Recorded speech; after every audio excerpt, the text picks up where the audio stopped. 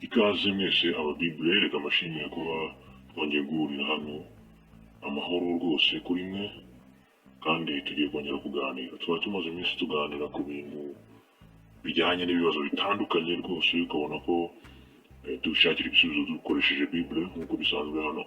Uyu munsi n'ubundi niko bigiye kugenda. Tugiye kureba ukuntu wakomeza kwegera Imana twabonye ko yitwa Yehova. Uko wakomeza kuyegera, wakomeza kuyegera ute? Ibyo ni byo tugiye kureba cyangwa se gusuzumira hamwe twese muri rusange. Ibyo ni ibintu rero ni ibiki bijyanye no kwegera Imana yitwa Yehova. Ni gute wakwegera Imana? Urabona, iyo tuvuge nk'umuyobozi ukomeye aguhamagaye akagusaba kuza kumureba cyangwa se akagusaba ko uzajya uri impande ye, watangira gukora ku bijyanye n'insokozo yawe, ukuntu uruhu rwawe ugomba kurwitaho, imyenda ugomba kwambara ndetse n'amagambo ugomba kuvugira aho hantu. Ibyo ntiwatangira kubyitoza ukabikoraho kugira ngo bize kuba ari ibintu bisa neza.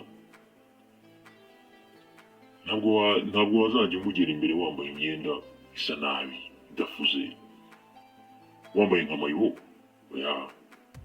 ntabwo byavamo. Usibye n'imyenda isa nabi n'imyenda idakwiriye, ntabwo hari deshire ngo zigura 300. Narabyumvise, hari umuntu wigeze kubimbwira ngo deshire zigura 300, 150. Nubwo yaba ari deshire igura ayo mafaranga, ntabwo wayimujyana imbere. Kuba ikintu gihenze, kuba ufite imyitwarire ihenze, cyangwa se kuba wishoboye mu bushobozi, cyangwa se n'ibindi bintu bidafite indangagaciro nzima, cyangwa se bidakwiriye bitewe n'ahantu bijyanye, bishobora gutuma biba ibintu bidakwiriye nyine. Imana nayo, kuba ufite amafaranga ariko nta ndangagaciro, kuba uri umuntu ukomeye mu bijyanye n'ububasha ariko nta ndangagaciro ufite, ibyo nta kintu bimaze. Ntabwo bishobora gutuma wegera Imana. Imana uyegera kubera ko ukwiriye kuyegera. Iki gishobora gutuma wegera Imana? Imico yawe n'imyifatire myiza nibyo bishobora gutuma wegera Imana. Iyo niyo tike ikwinjiza mu ngoro y'Imana. Cyangwa se nubwo wajyamo udafite imyifatire myiza, ariko iyo witeguye guhinduka, ibyo nabyo bishobora gutuma rwose Imana yemera kugenda uyegera. Icyakora ntabwo yemera kuyegera utarahinduka. Kwegera Imana tuvuga hano ntabwo ari ukugenda kuyisenga, no, ni ukuba inshuti yayo. Umuntu iyo akiza cyangwa akiga ibintu byerekeranye n'Imana, ntabwo aba yakabaye inshuti y'Imana. Ni nka cya gihe uhura n'umuntu nubwo mwamwishimiranye, ari ubwa mbere muhuye, nta gihe gishize muhuye, ntabwo yahita aba inshuti yawe. Ibyo ntabwo bibaho. Biba bikeneye igihe, ukabanza ukamureba, ukamwiga, ukamenya ibyo akunda n'ibyo yanga n'ibindi bintu nk'ibyo. Rero n'Imana ni uko. Niyo waba usa nabi sava, ufite imyifatire mibi, ishobora kwemera kuyegera, ariko nanone ntabwo yakwemerera kuba inshuti yawe utarahinduka. Imana uko ugenda uyegera niko ugenda uba inshuti yawe. Rero bisaba ko nubwo waba waruje umuntu mubi, ugenda uhindura imyifatire. Rwose kwegera Imana nicyo ngicyo bisaba. Niba uri umuntu wisaba ko uba witeguye guhinduka kandi ugatangira kugenda uhinduka. Ariko nanone niba uri umuntu mwiza, gukomeza ubucuti mufitanye rwose birashoboka ukagenda uyegera. Muri iyi minsi ya nyuma ubona ko ikirere hanze kimeze nabi. Imirabyo irarabye, inkuba zigakubita. Rwose turi mu bihe bitoroshye. Iyo urebye usanga abantu barabuze ubuhungiro. None turugamaye komeza kwegera Yehova.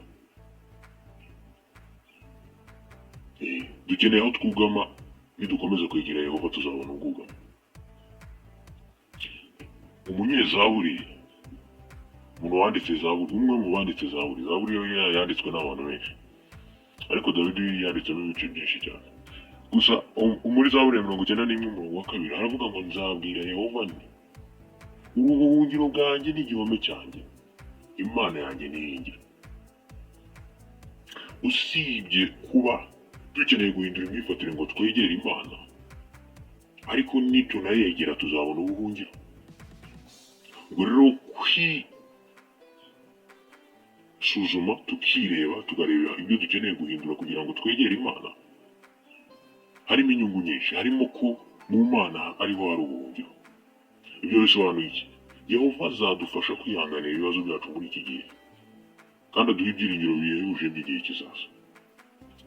Rwose niba utarahinduka, egera Imana ariko witegure guhindura ibyo ibona ko bidakwiriye.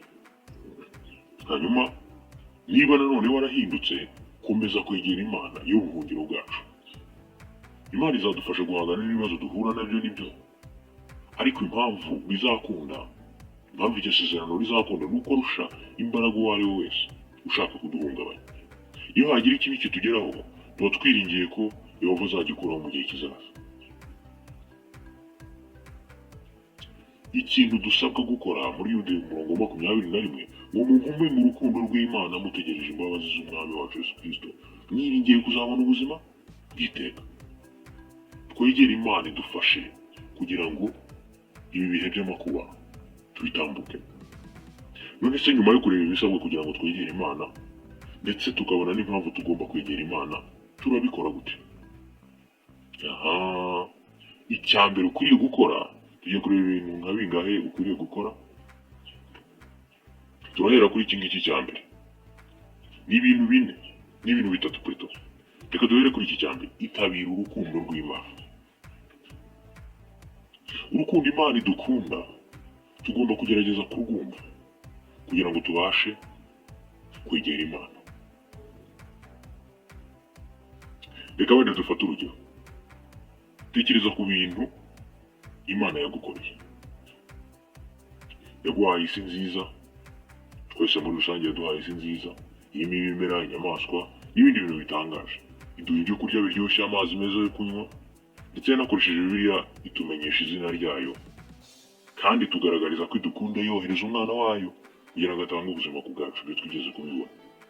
Ubu dufite ibyiringiro by'igihe kizaza bitewe n'icyo gitambo.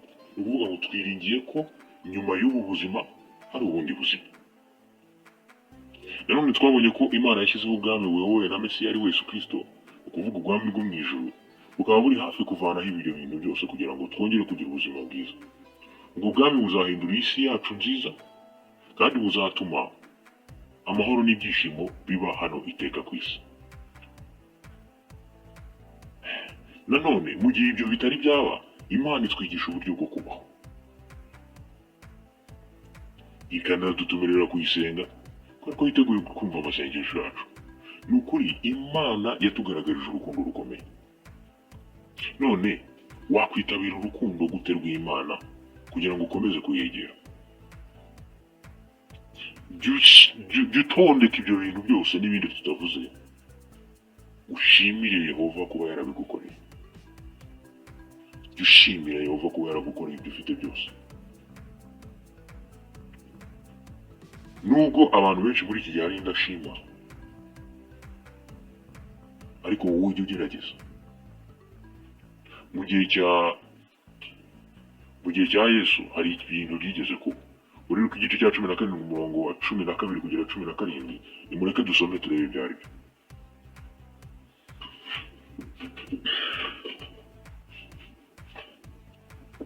Nuko yinjiye mu mudugudu umwe, ababembe 10 baramubona, ariko bahagarara kure ye. Bararangurura amajwi yabo baravuga bati, Yesu mwigisha, tugirire impuhwe. Nuko abonye arababwira ati, nimugende mwiyereka abatambyi. Hanyuma bakigenda barakira.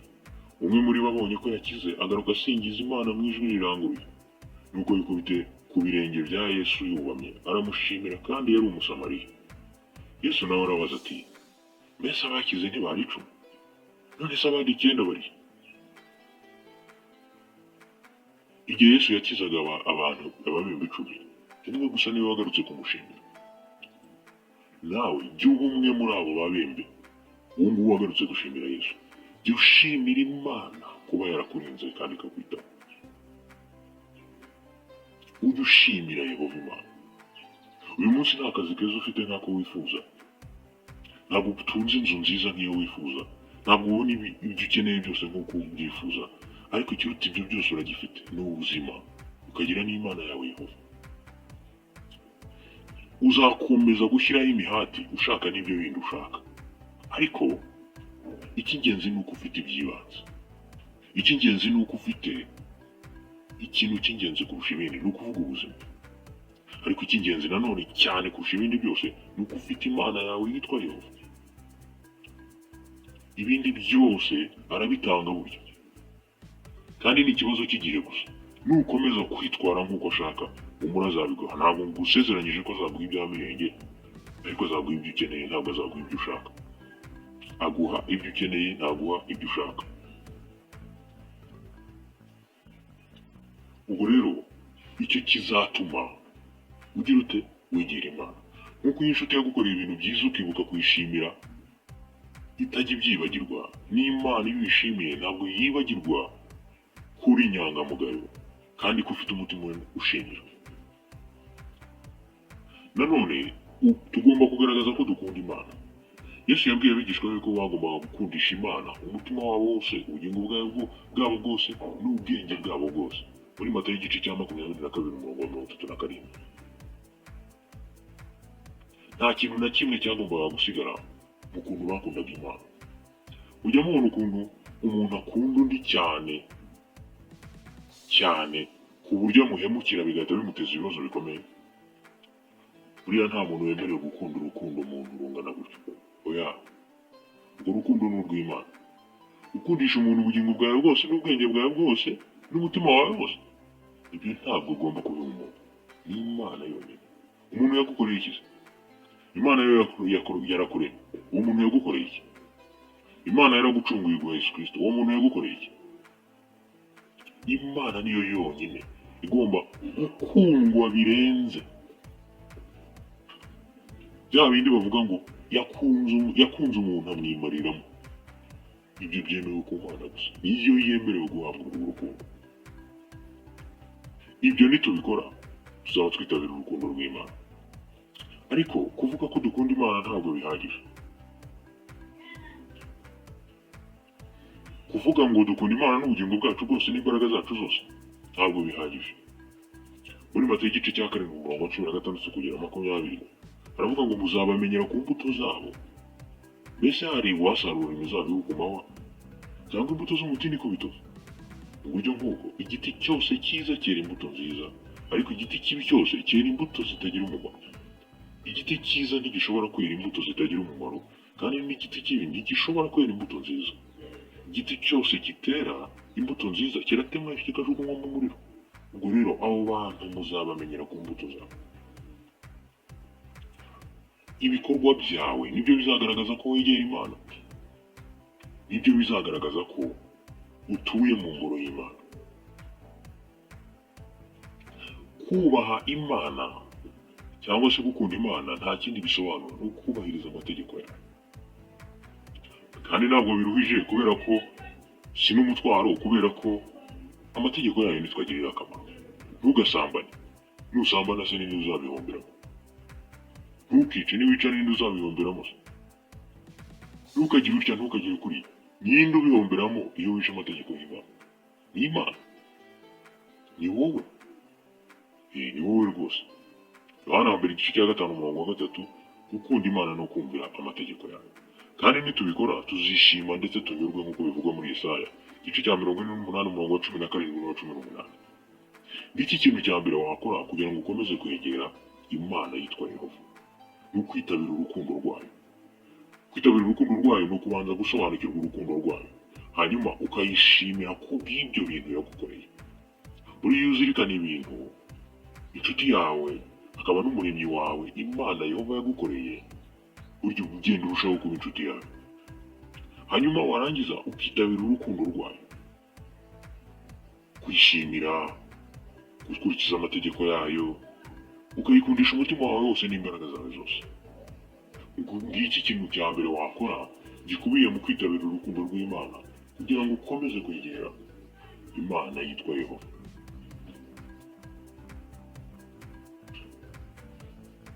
icya kabiri ni ugukomeza kwegera Yehova. Ibyo byo ni ibiki?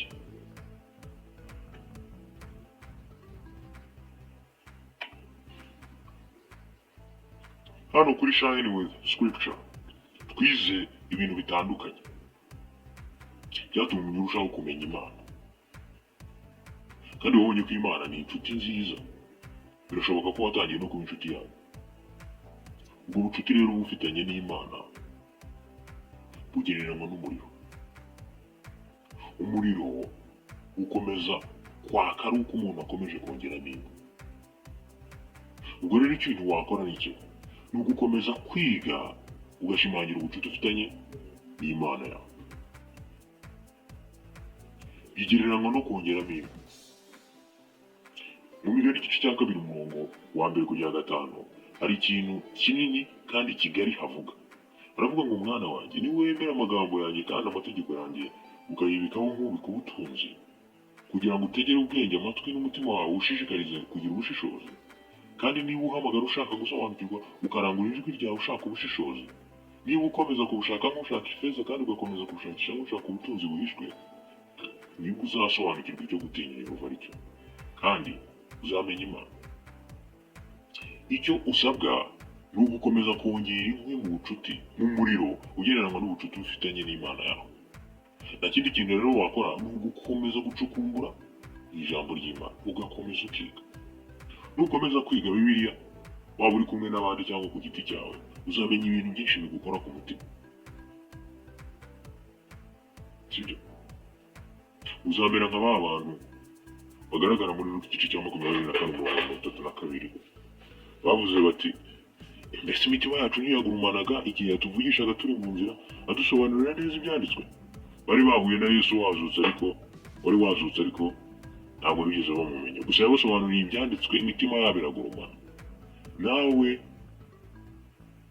nugenda usobanukirwa ibyanditswe uzishima. Hari ibintu uzaba uri kunguka. Uzarushaho kumenya Imana kandi uyikunde. Ibyo bizagufasha gukomeza kwegera Yehova. Iyo ubaye inshuti y'Imana, hari uruhare rwawe ugomba gushyiraho kugira ngo ubucuti bukomere. Jya utekereza ukuntu ibyo wiga wabishyira mu bikorwa, urebe ikintu bikwigisha ku byerekeye Imana, ndetse unarebe niba ushobora gukunda Imana n'umutima wawe wose.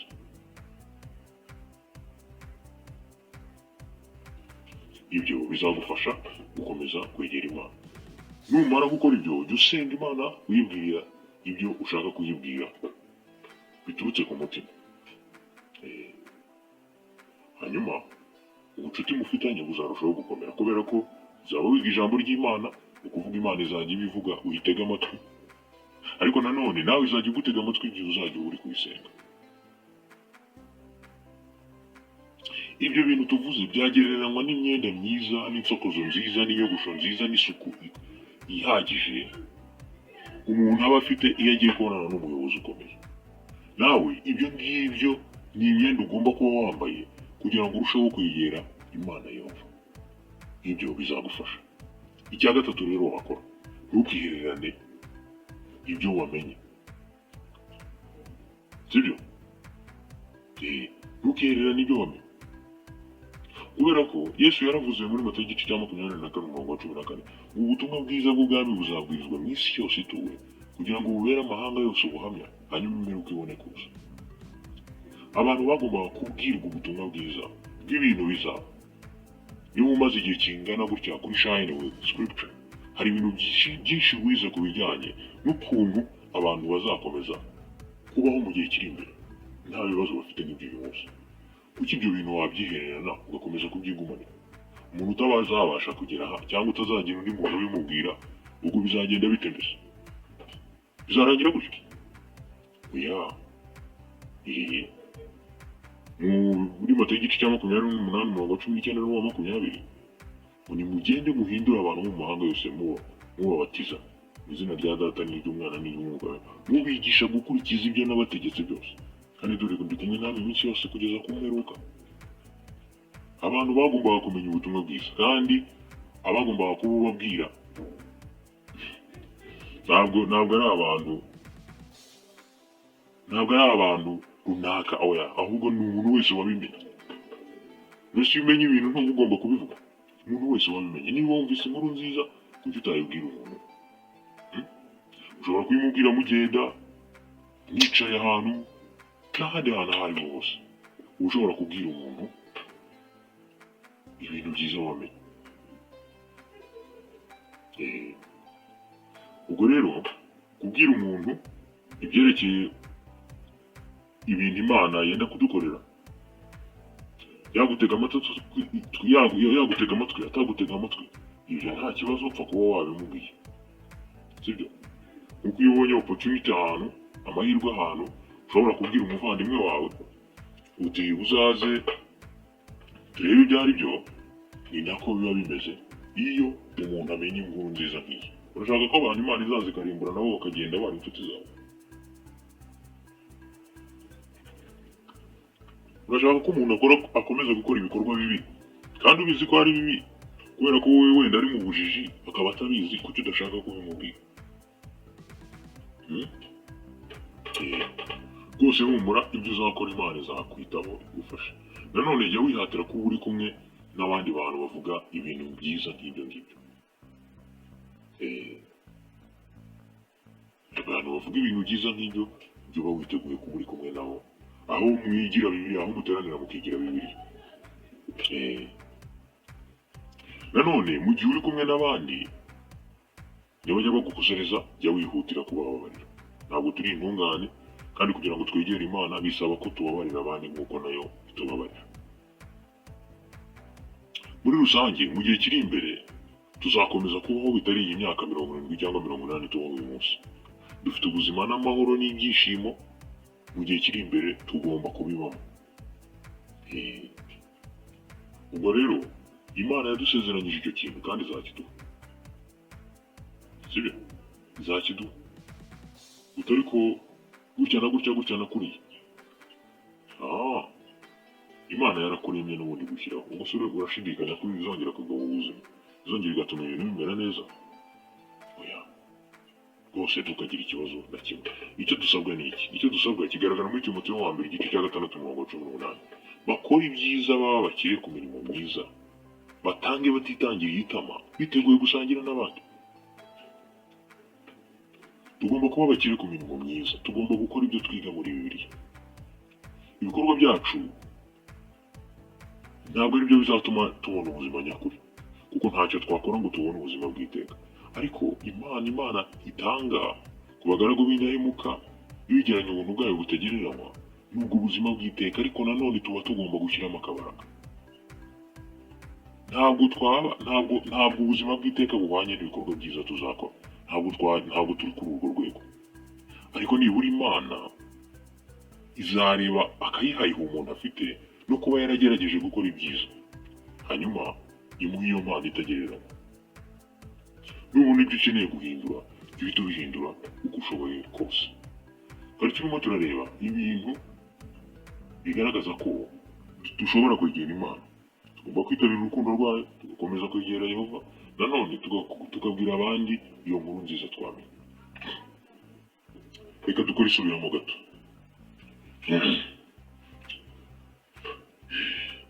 Twabonye ko muri rusange Yehova yitwa Imana, ariko nanone yiteguye kudufasha kugira ngo tumwegere. Utwo tutakwegera umuyobozi ukomeye dusa nabi, ni nako tutakwegera Imana Yehova dusa nabi. Imwe mu myambaro tugomba kwambara harimo imyifatire yacu myiza tugomba kugira. Icyakora nanone twatangiye tubona impamvu tugomba kwisukura kugira ngo tujye imbere y'Imana. Ni uko Imana yera, ariko nanone kuba inshuti zayo, kuyegera, ibyo ubwabyo nabyo ni uburinzi. Umuntu ashobora kuba afite imyifatire mibi agasaba Imana kwimufasha, izamufasha, ariko kugira ngo ayegere cyangwa se abe inshuti yayo, nuko bizamusaba kugira ibyo ahindura. Hanyuma wamaze kugira ibyo ahindura, nawe agomba gukomeza kubera Imana indahemuka, akora ibikorwa byiza kugira ngo arusheho kuba inshuti zayo, kugira ngo abirusheho kuba inshuti ze. Rero ibyo byose ni impamvu zigomba gutuma twegera Imana. Kuyegera ni uburinzi bukomeye. Mubizirikane, Imana iduha uburinzi bukomeye, ikanaduha n'imbaraga zitandukanye mu buryo butandukanye, mu mimerere itandukanye, kugira ngo tubashe kugira gute kwihanganira ibibazo turimo. Ndetse no mu gihe kiri imbere izaduha ubushobozi bwo kubaho igihe kirekire kitari imyaka 70 cyangwa 80, kubera ko twayegereye tukaba inshuti zayo. Ibyo ni ibyiringiro dufite. Ariko mu gihe tutari twagera icyo gihe ngo tubigereho, ikomeje kudufasha uyu munsi. Nibuke ko, cyangwa se wowe ku giti cyawe wibuke ko Yehova Imana aragukunda. Muri Yohana igice cya 3:16 yakunze isi cyane ku buryo yatanze umwana wawe w'ikinege kugira ngo umwizera wese atarimbuka, ahubwo ahabwe ubuzima bw'iteka. Hano umwizera wese, ibi bisobanuye ko umuntu agirirwa akamaro n'icungu yatanzwe binyuze kuri Yesu Kristo we ku giti cye, ntabwo ari itsinda ry'abantu. Imana rero ikugaragariza ite kw'urukundo. Zaburi 91:2, Yehova niwe buhungiro bwacu, ushobora kuduha imbaraga zo guhangana n'ibibazo dufite.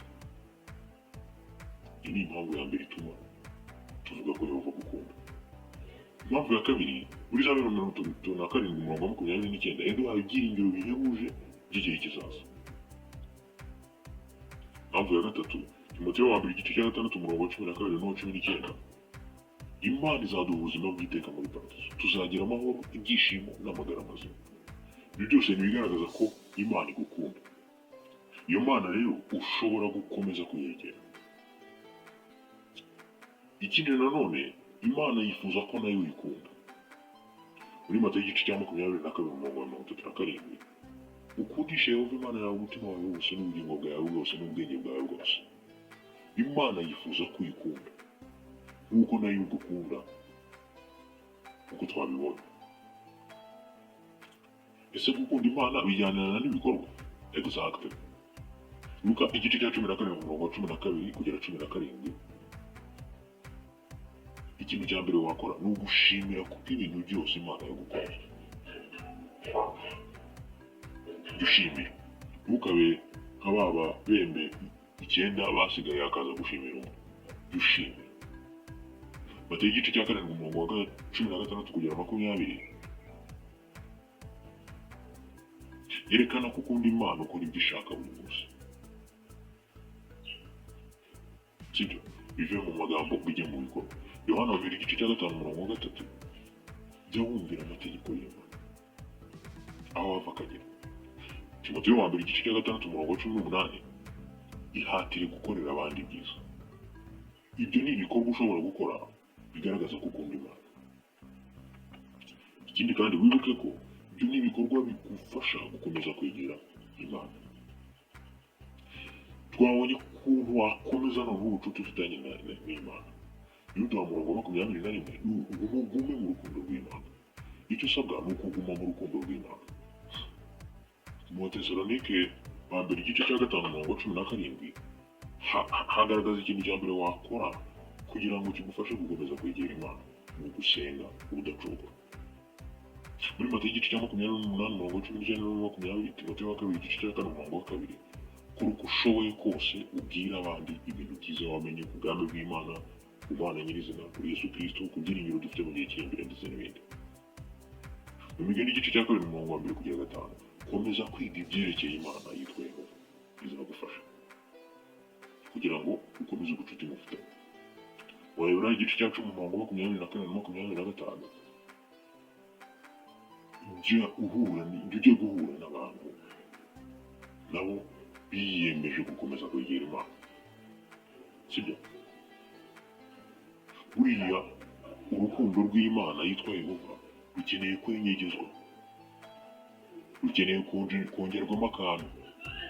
Ni nk'umuriro ukeneye kongerwamo inkwi. Ibyo rero ugomba kubikora urushaho kuba uri kumwe n'abo bantu, ukarushaho gukora na bya bintu twavugaga, bigatuma urukundo mufitanye rukomeza kwiyongera. Ngibyo ibijyanye no gukomeza kwegera Yehova Imana. uzajya ukomeza kwegera Yehova Imana, ni ukuri nawe bizagufasha kuko uzagirana ubucuti bukomeye n'iyo Mana idukunda yitwa Yehova. Ababibure ubu sinabareka kambareke ngende, hanyuma ubwo turi kumwe ubutaha ndaje dukomeze n'ibindi biganiro byiza bigiye bitandukanye. Iyi ni Shine with Scripture, keep being blessed. Wibuke ko ibi ushobora no kubisangiza n'abandi nta kintu bitwaye. Turi kumwe.